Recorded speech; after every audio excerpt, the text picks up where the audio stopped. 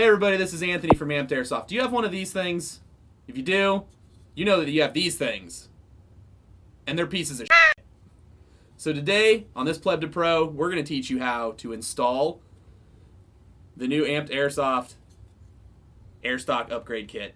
Version 2. Version 2. Sorry, we made one first. It was okay. This one's better.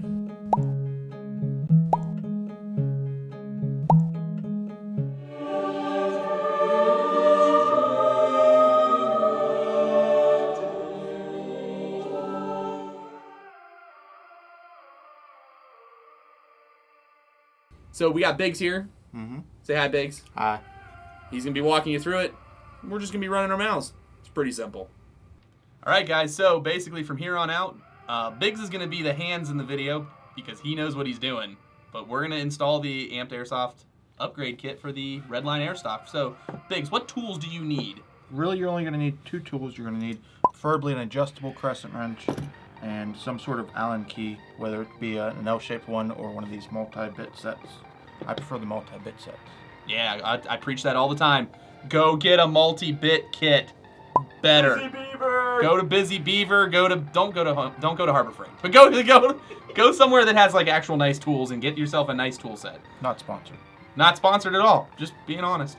So we have one airstock that's already completely taken apart for time purposes, and we also have this one right here. So what I'm going to do is I'll hold this one right here, and then you explain the steps that we're going to have to take it apart to get it to the point where we have that one over there. Okay. Well, the first step is going to be take the plastic butt pad off. It's really non-functional. It's just a spacer. So the 3 screws and the 3 spacers underneath. Roger that. Okay. Next step, you're then going to disconnect your macro lines. You have 2 lines, your input and your output. You can disconnect them both from the regulator and from the stock side of the gun. All right, cool. Then next, you're going to remove the rear plate that the regulator is attached to in the back. It also is just 3 screws. There's a 4th screw in the center that is how the regulator is attached to it. You can leave that attached for now or remove it either way. Then after that, you are going to remove the 2 front screws that are near the body of the gun. It can be a little bit of a pain if you're using an elbow Allen key because you won't be able to get full rotations because you'll be hitting up against the body, so the bit sets are preferable for that. After you take those, the frame of it will be then completely disconnected from the gun. And it'll look similar to that. Yes, similar to this once you remove the back plate with the regulator on. All right, so now we can get rid of this guy because now we've described how we're going to take apart this brand new one to make it look like this one that was brand new that we've now destroyed. So we're going to get rid of this guy, and now Biggs is going to take over and he's going to show you how to reassemble everything. Boop, boop. Also, you're going to have to take off those plastic elbows, which are the weak point of the airstock. Yeah, basically, why are we replacing? What is the point of the upgrade kit, Biggs? It is to further decrease the use of macro line in airsoft because it is not a good resource. Macro line sucks. It's cheap, but it's not very durable. And also the plastic elbows on the regulator, they are slightly exposed, and I've seen them get shot and cracked and then purge air. Yeah, and blow up. They just pop like a little piece of popcorn. So once you have this apart, you will realize it's basically just like the standard fire base, except for the head's a little different. This is not an output, it's just a mounting screw hole. But once you get this apart, the airstock kit upgrade kit we have is now in 3 parts rather than 2. You have still your long and your short, and then your gun side part. So at this point, you're going to want to attach your 2 to the regulator. Bring it up to like right here. Okay, so you're going to want to attach these to the regulator. It's fairly simple. They should come pre-Teflon taped. So you screw the front one on, and then the rear one, you're going to have to flex it up over top of the other one. But it's amp line, so you can do that. Easy peasy. And then anytime you're doing this, make sure to tighten them down. They are brass threads, so you don't want to super tighten them, but you want to get them nice and snug. So hand tighten and plus a quarter turn maybe? Yeah, hand tight and then probably another rotation or 2 with a wrench. You don't want to put too much force on it, but just enough to snug it up. Then you can always check it with soapy water and go back and tighten it. Once you have those lines attached, you can then go ahead and reattach your rear plate.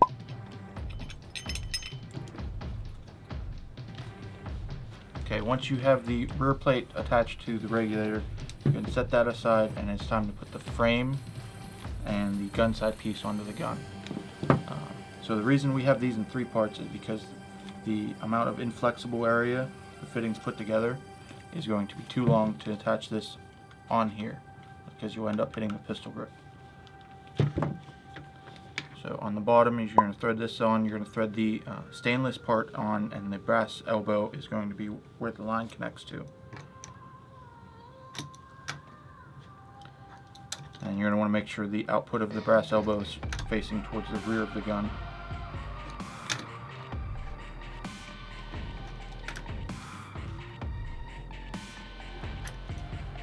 And you're also going to want to make sure that it is canted, if I can get an angle, to the side a little bit.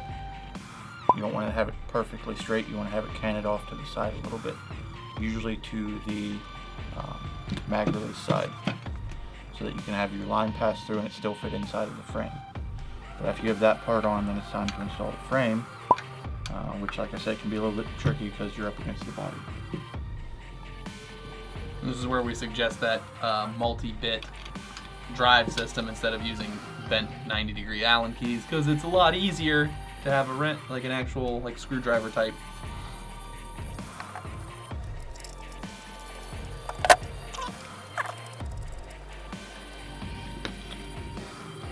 Okay, now that we have the frame attached, you want to go ahead and connect the short line to the gun side part.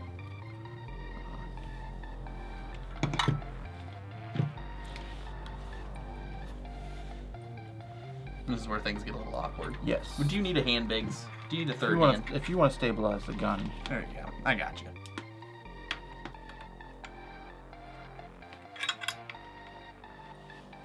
You can also, if you're comfortable with taking your regulator apart,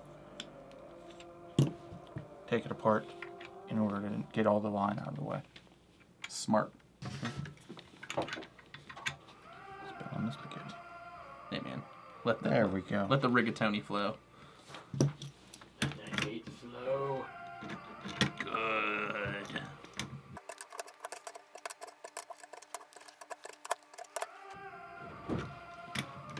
And when you're tightening this, you want to make sure you orient the regulator side on the bottom and the elbow on towards the top of the gun.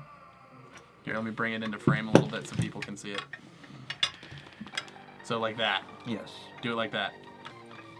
Now, we explained to them why they need to keep a little piece of the macro line, right? Yes. So you're going to want to cut it, preferably to measure it to each gun. They should be pretty standard, but there's also a couple versions. You want to measure it up against the long line, about a quarter to a halfway down the fitting, because that's how far it's going to slide in. So you want to measure the macro line to about halfway down that farthest hex. Maybe if you want to, it's always better to cut a little bit longer and then have too much and cut it back some more. So measure twice, cut once. Roger. Okay, now you can go ahead and put the regulator back together.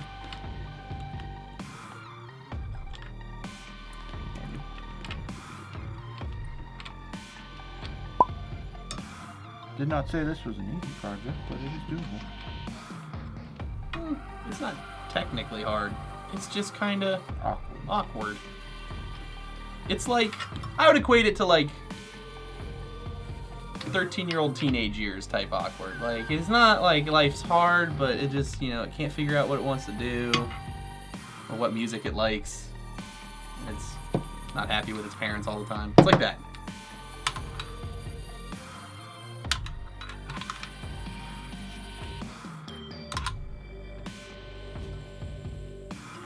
Parts down before I walk away with them.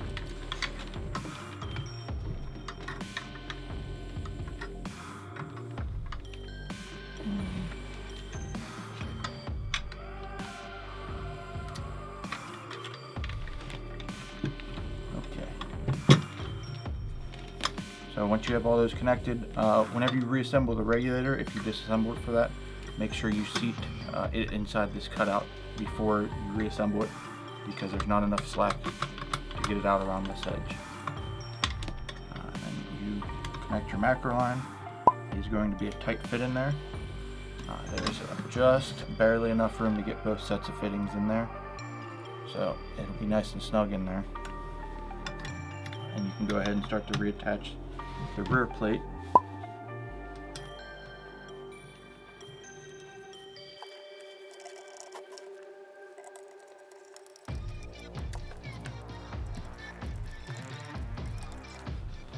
And your butt plate. Since these spacers are sort of free float, there's no bevel or anything to hold them down. When installing those, I normally hold them in place and run the screw through them. And then from there, they'll hold on. Smart. And these are easy ones. These are the easy ones to remember, the screws, because they're the ones that have the beveled head on them, because they go in the beveled hole. The 3 back here are the short ones, and then the 2 up here are the long screws. Should have probably done that at the beginning of the video, but yeah.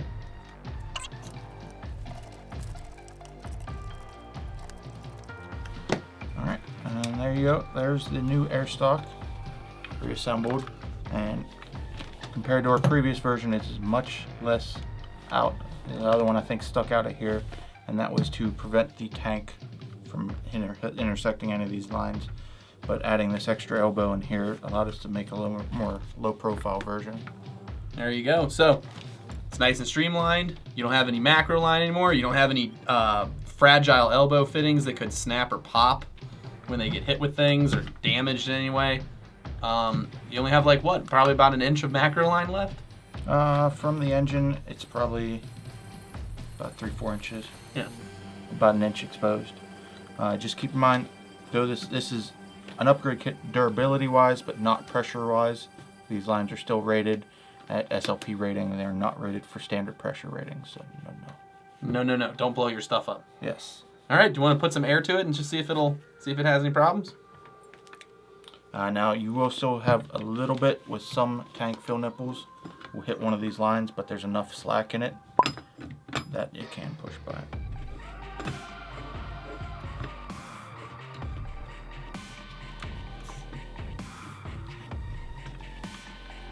Alright, and here's the finished thing with the tank on it. Since you're installing all these things, you want to make sure to go through, if you hear any audible leaks, even if you don't, apply soapy water anywhere where you put a new fitting in, and make sure you don't have any leaks, because you can have really tiny leaks that you can't hear, and with such a small tank, you don't want to waste any of that air. So, there you go. So now we've got your Airstock all upgraded, super nice and awesome. It doesn't suck anymore, so welcome to the land of not being a plebeian asshole. You can pick this up at www.ampedairsoft.com. Our lovely Biggs here creates them all by hand for you, so make sure you give him some love. Follow his Instagram. Check us out on Facebook, Instagram, YouTube, Vine, Snapchat, Tumblr. There's something else, I forget. Anyways, thanks for stopping by, guys. Talk to you later.